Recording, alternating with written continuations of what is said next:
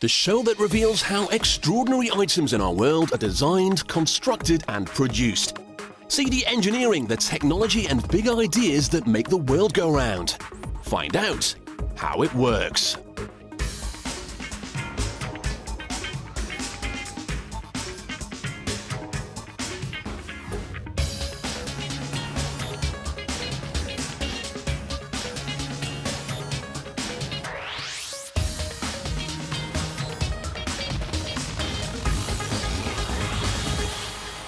Coming up, we can't get enough of the popular Chinese spring roll, but how does one factory manage to produce 130,000 identical rolls every single day by hand?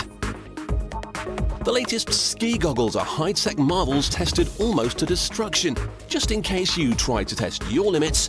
And the traditional wooden barrel is made from the mighty oak. We'll find out how they're put together and why you then have to set fire to them.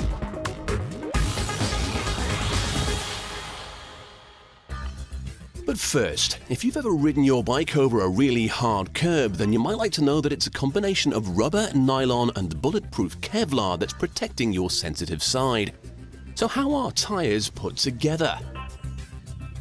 Invented in 1888 by John Dunlop, the tyre is made up of several important parts. The inner carcass gives the tyre structure. Threads at the edges known as beads help keep it on the rim, and the tread provides the grip.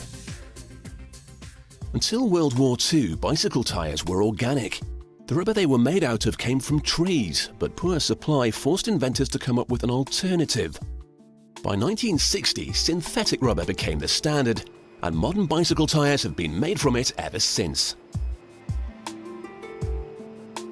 Making tyre rubber is like making a cake. There's a recipe you have to follow to get the mix spot on. The right amount of the artificial rubber is weighed out and sent through heavy-duty rollers to be mixed with the other ingredients.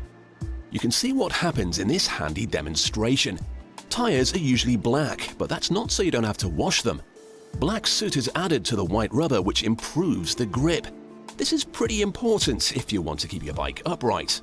It has to be mixed up really well, so the rubber will be passed through the rollers a few times. Once it's ready, the tyre chef can add all the other ingredients. Things like mineral oil, silica, zinc oxide and sulfur are thrown into the mix.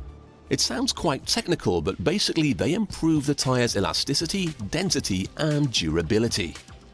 This whole process is exactly the same on the larger rollers, just on a far bigger scale.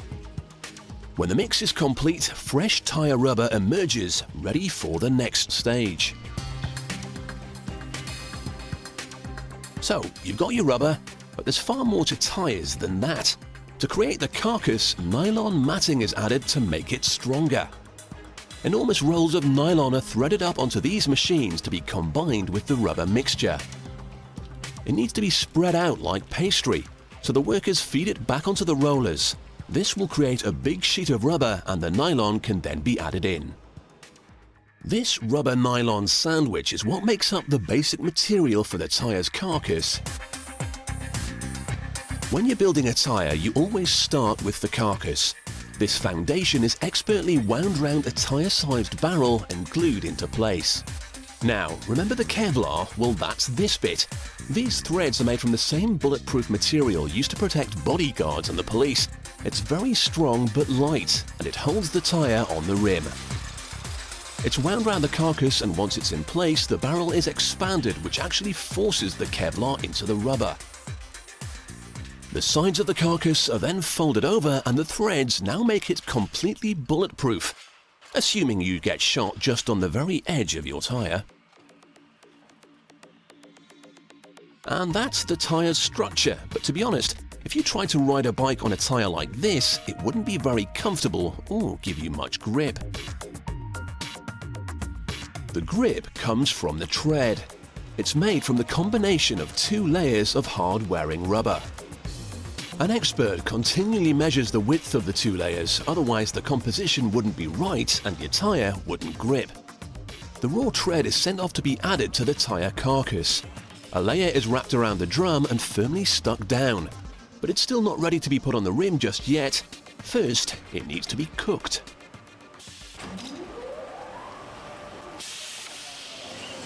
This cooking process is known as vulcanization. The combined elements are loaded into a machine that heats them up to 180 degrees Celsius for 3 minutes. This melts everything together, and at the same time it expands the rubber into the treaded grooves. When the timer goes ping, the machine opens up and the finished tire is removed.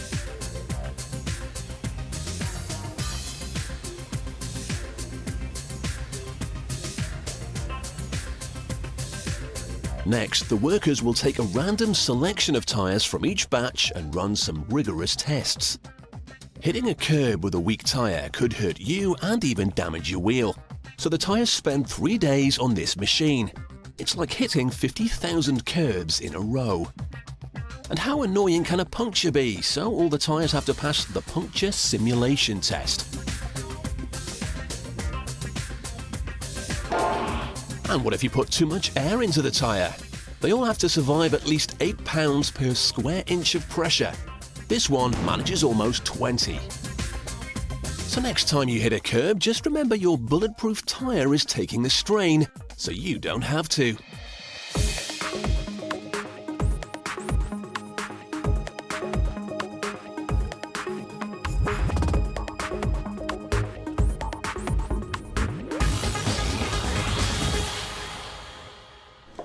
Takeaway Chinese is the most popular ethnic food in Britain. More of us munch on a chow mein than a curry or a kebab. But the most popular Chinese treat is the spring roll. So how are they put together? At this factory in northern China, spring rolls are produced in their thousands by hand.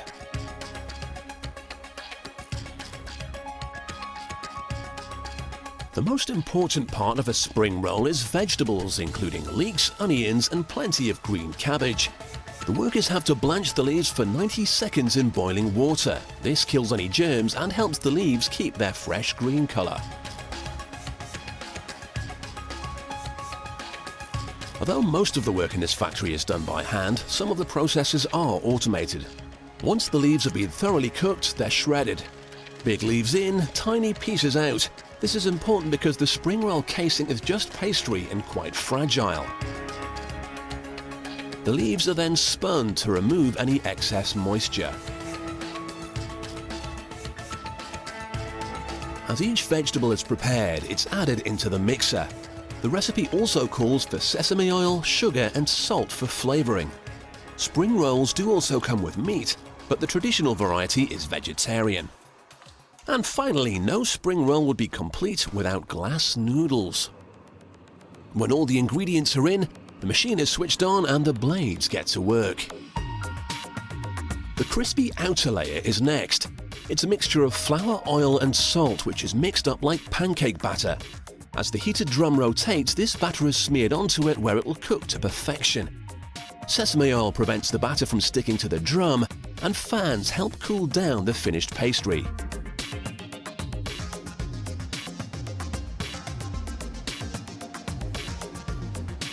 It emerges from the machine in pre-sliced form, but needs to be cut again to get spring roll-sized pieces.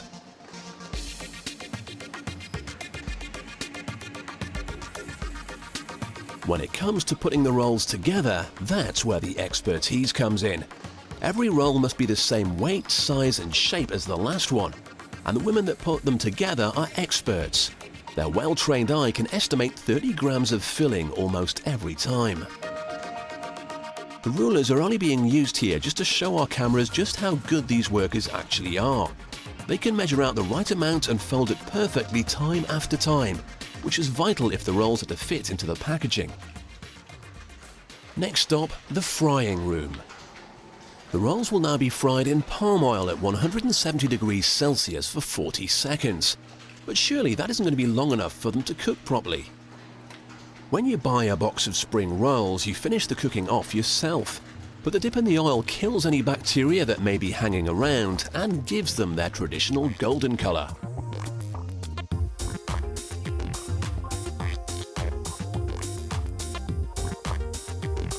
Strict food hygiene standards mean the part-cooked rolls must be continually monitored. The filling must have reached between 80 and 85 degrees Celsius, and the factory workers check this regularly. After their hot bath, the rolls will cool off with a quick trip through the deep freeze. They will then be ready to be packaged and shipped out to stores all over the world, including the UK. A 30-minute journey through the freezer at -35°C prepares the golden snacks for their global journey. So the handmade treat from China ends up in the hands of hungry families all over the world.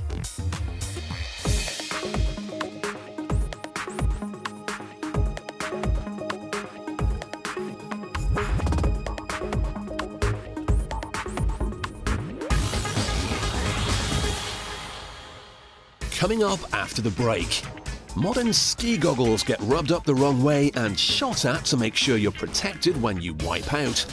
And vintage wines need a very special cask. We'll find out why the shape and the type of wood are important when making a traditional wine barrel.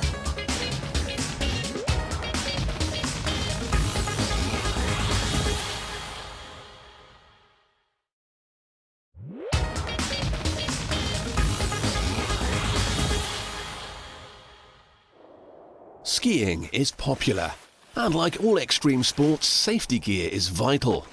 The skier that does this will not only be laughed at by his mates, but will also need some really good protection for his eyes. Every year, 1.5 million Britons go skiing, so there's a lot of people who need goggles, and getting the right look is important. Now, most people's heads are roughly the same size, so the designer makes up an average size template from polystyrene. Using this basic shape, he creates the space where the lenses would sit. Using a wax strip to shape the lens gap, he adds layers of putty to build up the rest of the model. He has to work quickly though, because the putty dries fast. When it's dried, the wax is removed, leaving a frame for the lenses in the model. The designer can now sand down the dried putty to realize the final style he's looking for. The designer also uses state-of-the-art technology to map out the goggles. This will help him make any last-minute adjustments to improve the look or the performance. It's also useful for the next stage of the production process, the molding casts. Goggle frames are made using a process called injection molding. Inside each block there is a hollow space the same shape as the new goggle design. Molten plastic is forced in, and when it cools it will solidify into a new pair of goggles. Workers load this machine with granulated plastic, which is superheated to 180°C. It's now ready to be injected into the cast. The machine is heated, which keeps the plastic liquid. The designer only wants it to solidify once it's in the mold. Once it's in place, cold water will be pumped in, which rapidly cools and hardens the plastic. A new pair of goggle frames can then be pulled out. With fashion on the slopes a high priority, the designer has to get the color scheme just right. So it's time for the frames to get a fresh coat of paint. Each set is airbrushed by hand using a microfine lacquer.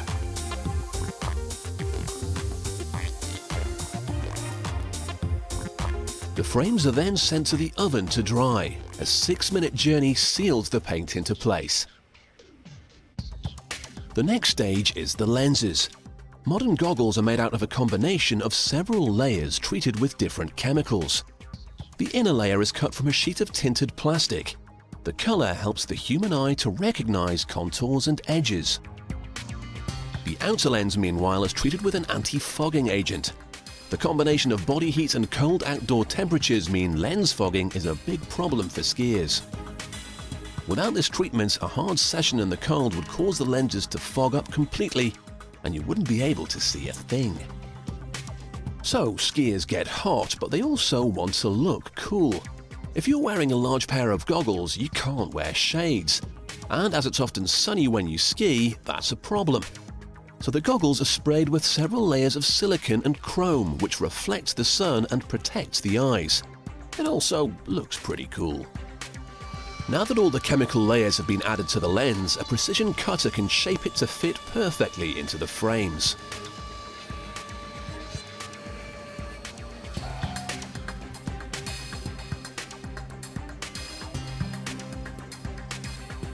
Remember the colored layer from earlier? Well, whilst the lens was being treated and cut, the coloured layer was being bent so it would match. 5 minutes at 60 degrees in this machine is just right.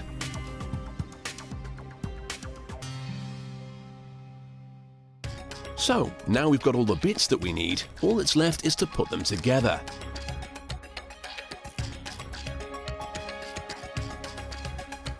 To combine the lenses, a foam layer is stuck between the outer layer and the tinted inner layer.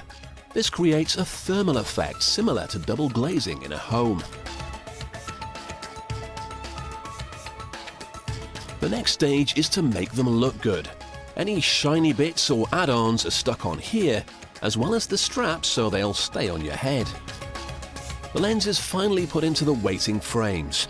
All the hard work from design to construction has come together, and what's left is the latest ski goggles ready for the slopes. Almost. They're well made and they look good, but there are a few tests to be run first. Whether in your pocket or during a crash, the lens has to resist scratching. And because they've been made with the toughest materials possible, they can even resist a heavy-duty scouring pad. In the event of a serious accident, the goggles must be able to withstand a heavy impact. Steel ball bearings are fired at up to 160 kilometers per hour. If the lens breaks, the goggles fail. And where do you use goggles? In the freezing cold conditions you'd find on a mountain. So they're stuck in a freezer at minus 20 degrees Celsius for at least 2 hours. Whether you're a bunny slope beginner or an off-piste animal, these goggles will protect you come snow or shine.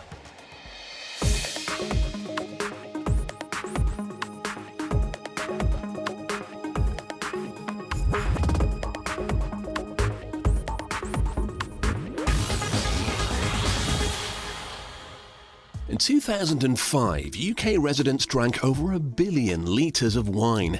It may have reached their table in a bottle, but it began life in a barrel. At this traditional German barrel manufacturer, they're making one that can hold about 225 litres. The cooper who makes the barrel will need 3 lengths of wood. He'll split them into 4 pieces and use that to make the planks he needs. Now, making a barrel isn't just about sawing wood into planks and sticking them together. You'll end up with a square barrel for a start. Another problem with just sawing up your wood is the tree's pores. When the tree was growing, they would help carry nutrients to the leaves and branches. However, once it's cut down, the pores become just holes in the wood. The planks must therefore be cut with the grain of the wood to stop the barrel's contents leaking out over time. Traditionally, oak is used to make barrels because it's strong, and the chemicals it releases help it to improve the quality and flavour of the wine. To make staves from the planks, they're sanded down first. The ends are then sawn off at an angle to help shape them. If you want a proper barrel shape, the staves must be wider in the middle and narrower towards the ends. It takes a master cooper years of experience to be able to achieve this by hand.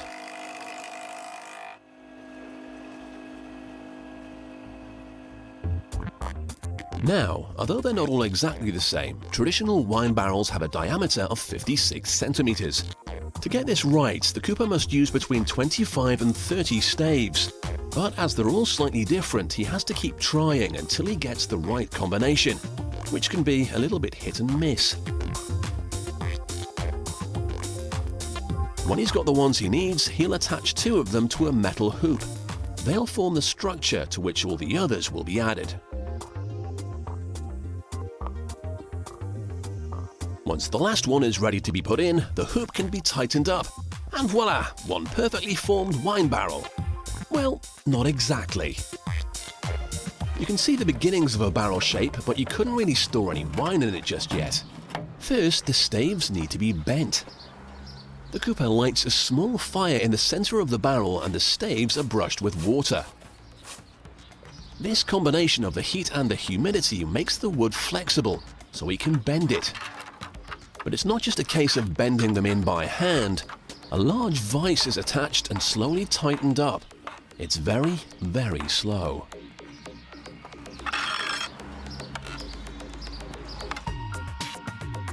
After about 2 hours of tightening, you can actually see the barrel's shape, even though it doesn't have a top or bottom yet. Next, the cooper will toast the interior. What the cooper is doing here will have a really big impact on the flavour of the wine stored in this barrel. A small fire is lit to singe the wood. More singeing will mean a richer, smokier flavour for the wine. But he has to be careful not to burn the barrel too much. That would ruin the wine. Having spent ages making it watertight, the cooper now drills a hole in the side so he can get the wine out. He also needs to give it a top and bottom, so a lip is cut into the inside.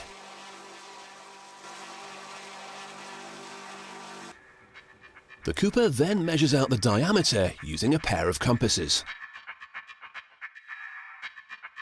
He can then transfer the size to the boards he's using to make the bottom with.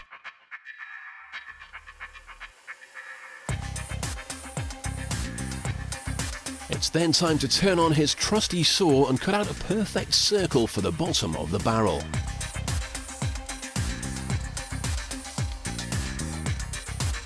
To fit it, the hoops that have been holding it together have had to be removed. He inserts the disc and then replaces the hoops and tightens it all up again.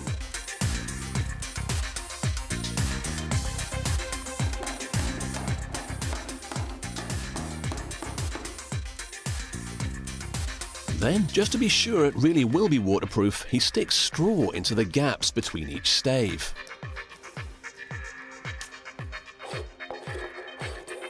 Now he's got the barrel into shape, but it still looks a little bit shabby round the edges, so the cooper can now give it a bit of a makeover. Sanding down the exterior used to be done by hand, but it was long, slow and very hard work. The modern cooper is far smarter. He gets his assistant to do the work, using a machine to spin the barrel for him. First he planes down the wood, watching out for enormous splinters as he goes. And the barrel is then given the once-over with some fine sandpaper to finish it. All that remains is for the barrel to be fitted with some fresh steel hoops. The cooper marks up the steel and cuts it on his custom guillotine. He then splays the steel so that it's tight against the barrel and gets the best grip possible. It's then all riveted together for strength.